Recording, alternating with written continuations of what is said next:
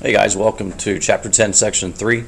The section is called Acquiring New Lands, and on our first section we talked about American imperialism, the reasons behind American imperialism, how it relates to manifest destiny. Section 2, our main topic was the Spanish-American War, and as a result of the Spanish-American War, we acquire a whole mess of territories worldwide. So Section 3 is going to be about how we now deal with those new territories. Your objectives for this section.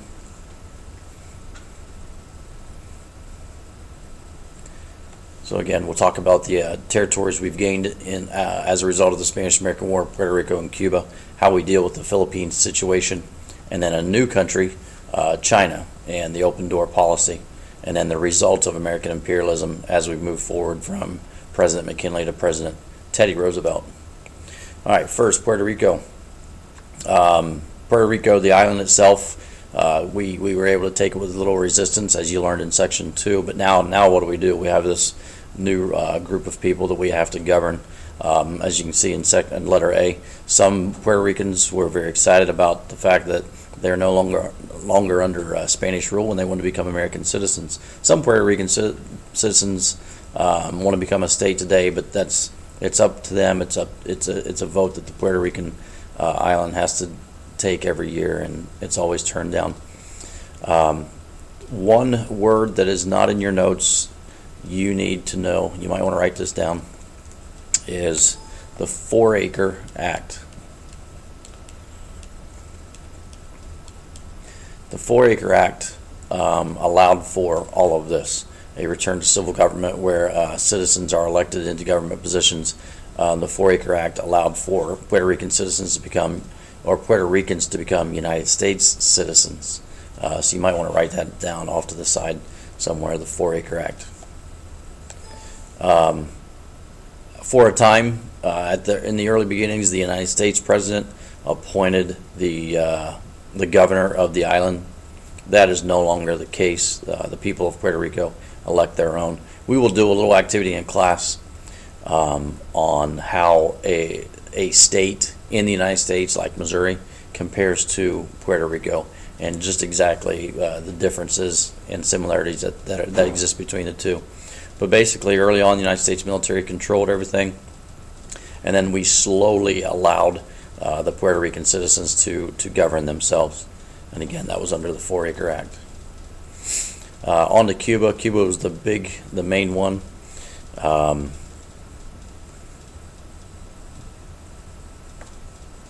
And on to Cuba.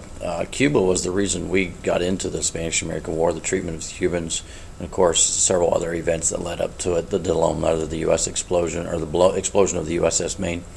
But the main fighting on the island of Cuba was the main reason we got into the war and the rebellion that was going on there. So the war's over, and now Cuba is free. Spain has given Cuba their freedom. The United States, being the big brother that they are, decides that Cubans free from slavery don't have the components, the qualities needed to govern their island successfully. So we step in and do it for them, and we claim that we're going to teach them how. Again, the island is controlled by the U.S. military for a time. We provide the citizens with basic needs, teach them how to farm, give them schools, give them the medicines they need to fight some diseases that were running through the communities down there. The Platt Amendment was put into the Cuban Constitution. This is an American addition to the Cuban Constitution. That sounds kind of outlandish from today's point of view, but again, that's just how it was run. We have to talk briefly for a moment here about the Truman Doctrine, the Monroe Doctrine. Holy cow, not Truman, the Monroe Doctrine. And essentially, the Monroe Doctrine stated that the entire sphere that consisted of the United States, Central America, and South America, anything within that sphere is protected by the United States. So any foreign influence that tries to impede upon these lands, the United States has a right to protect that. So now the tiny little Cuba here is free from Spain being in this sphere. According to the Monroe Doctrine, the United States has a right to protect that. So using the Monroe Doctrine, the United States Congress institutes or installs the Platt Amendment into the new Cuban Constitution, and basically it says that Cuba cannot make any treaties that might limit its independence or open up Cuba to invasion. The United States has a right to intervene in Cuban affairs anytime it deems necessary. So if Cuba were to make a treaty with the country and the United States didn't like it, the United States could step in and stop it. The United States claims that, or forces and orders that the Cuban government cannot go into debt. That's a little ironic today. Also, the United States has a right to purchase some land and use some land for a military base. That specifically still exists today, specifically Guantanamo Bay. And then Cuba will become a protectorate of the United States, meaning that we will watch out for their welfare. And the main reason for all of this, according to the United States government, was to protect American business investment. The word right here that you can't see is investments.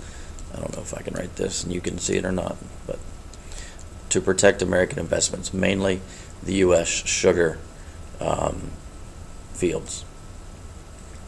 Over to the Philippine Islands. The Battle of Manila Bay on the Philippine Islands was the first encounter of the Spanish-American War. We were able to successfully eliminate the Spanish military influence on that island in about 6 hours by securing Manila Bay, and the Filipinos helped us on land, and they were very excited because they assumed they were going to get their freedom as soon as Spain was defeated. Well, all that the Philippines received in return was they traded one ruler for another. So when the war or when the Battle of Manila Bay ends, the Filipinos think they're free from Spain, and really they are now under the guidance and control of the United States. So the Filipinos rebel. They're like, we didn't sign up for this. And the Philippine-American War lasts for 4 years. The Spanish-American War lasted for 4 months. So it was much more difficult for us to put down the rebellion on the Philippine Islands, mainly because of the jungle warfare. I guess it was a 3-year rebellion, but whatever. You get the idea. I mean, it took us forever to put down this rebellion. And the Filipinos, I believe, had a right to rebel because they were under the belief that they were going to have their own government, have their own sovereignty, because I think it was promised to them.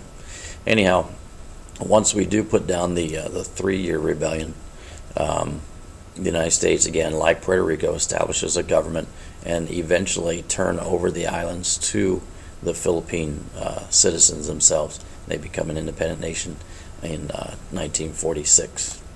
And then finally into China, the new country that wasn't a part of the Spanish-American War. Major countries like France, Germany, and Russia start moving into China, and they start setting up shop. So let's just say this is China, and we get Russia, and we get Germany, and let's just do one more. I'll just use green again. France. And these countries set up little spheres of influence, little pockets that contain a multitude of natural resources, and they start mining these resources and shipping them back to their country free of charge.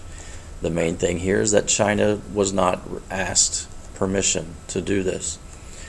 So the United States sees all this happening, and instead of telling these countries to stop and allow China to maintain their sovereignty, they say, hey, can we come over and play?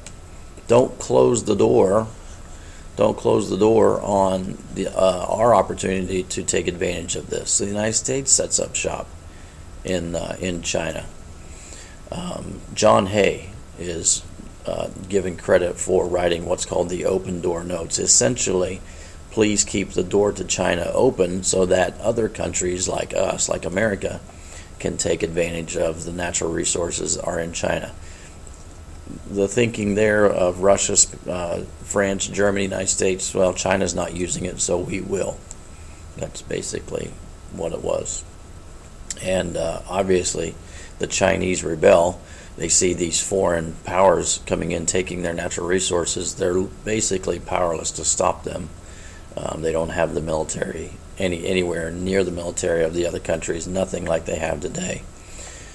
This rebellion in history is known as the Boxer Rebellion because the group that led the rebellion were known for their martial arts. I think one name that they're referred to is the Fists of Righteous Harmony. They just practice martial arts, and that art that is well known in China. Unfortunately for them, they thought their martial arts would stop the bullets, and that didn't work so well for them. Anyhow, it was a massacre. The Boxers do kill several missionaries from various countries, including the United States, and that's what sets off the actual war against China. And so the United States doesn't get involved as much as these three countries in regards to attacking the Chinese, but we're there, and so we're just as guilty. But these four countries send in military force and just mow down the Boxers, destroying all kinds of historical buildings, things that have been around forever. And when it's all said and done, the foreign countries count up a total of $332 million in damages, and they send the bill to China. Think about that for a moment. These countries are in China without permission, taking the natural resources free of charge without permission.